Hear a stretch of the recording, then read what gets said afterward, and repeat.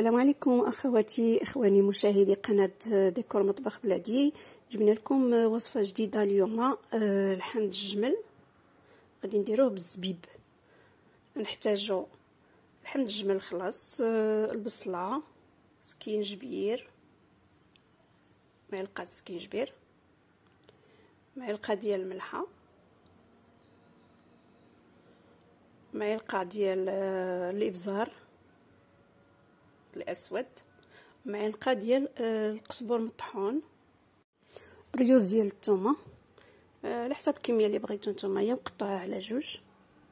نديروها من بعد نتا كيطيب اللحم كنديروه، وكاس الله رب هكايا ديال زيت الزيتون.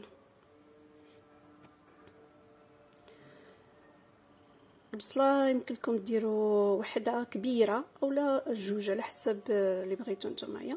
اول حاجه غادي نديرو، غادي ناخذوا اللحم، غادي نديروها في كوكوت لان غادي نسدو عليها. يمكن لكم ديروا كيلو، نص كيلو، ولكن على حسب الكميه. الا كثرتوا من الكميه زيدوا الكميه ديال البصله والكميه ديال العطريه نيت. حنا دابا غادي نستفوه مزيان، غادي نقليوه، خصو يتقلى مزيان. نزيدو عليه زيت الزيتون، نوزعوه مزيان، من بعد شويه ديال الملحه، نرشو عليه مليحه.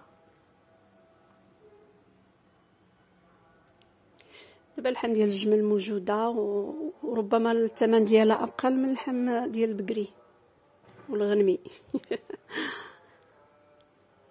غادي نشعلو عليها دابا باش نخليوها تقلى. غادي نديرو دابا الثومه، غنفرقوهم فوق اللحم، ومن بعد غادي نسدو عليها شويه، ما غاديش نسدو كاع، المهم غير غنحطو عليها الغطا نخليوها باش تقلى مزيان. هي كما شفتوها دابا تقلات، قلبها مره مره، بقى تقلب اللحم مره مره باش كتشد هي مزيان.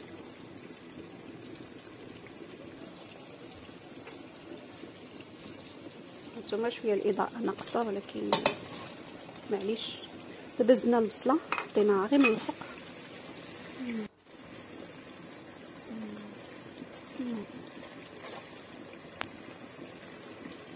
دابا غادي نبداو نديرو العطريه. نديرو هذيك معلقه ديال سكينجبير،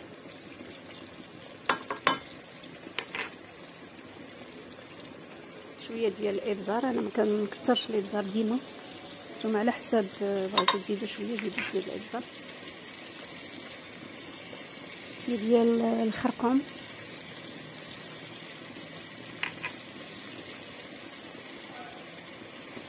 شويه ديال القزبر مطحون. القزبر تقدروا تكثروا منه شويه، ماشي مشكل، صحي. وواحد ربيطه ديال القزبر ومعدنوس، نحطوها من الفوق، خليوها تقلى. ومن بعد غادي نمرقو. ديما ديروا المطايب، ديروا المطايب تمرقوا به دائما الدجاج اللحم حتى يتغطى داك اللحم بالماء.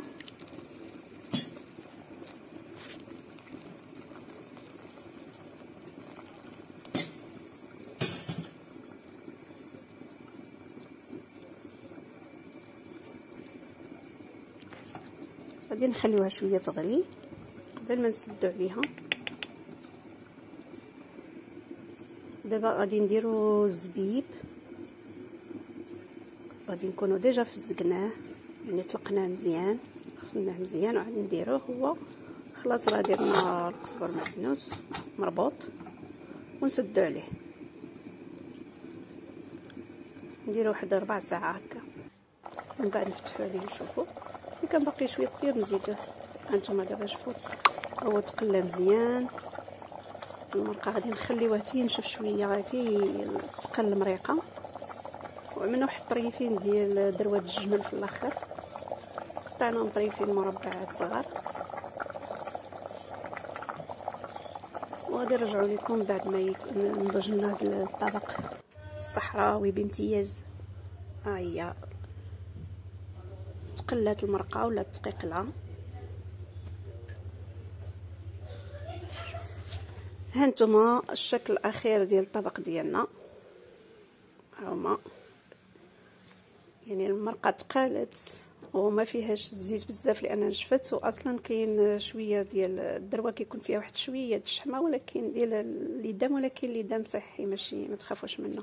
وطبعا باش نكملوا الطبق خصنا نديروا الاكسسوارات ديال الاكل ولا الطبق الصحراوي مع واحد بريره داتاي على الطريقه الصحراويه بالعلك. نتمنى يعجبكم هذا الطبق وتجربوه.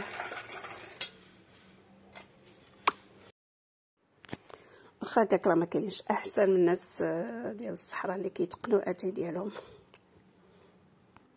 شكرا لكم مشاهدينا على تتبع هذه القناه، ونتلاقاو في فيديو اخر ان شاء الله. بسلام عليكم.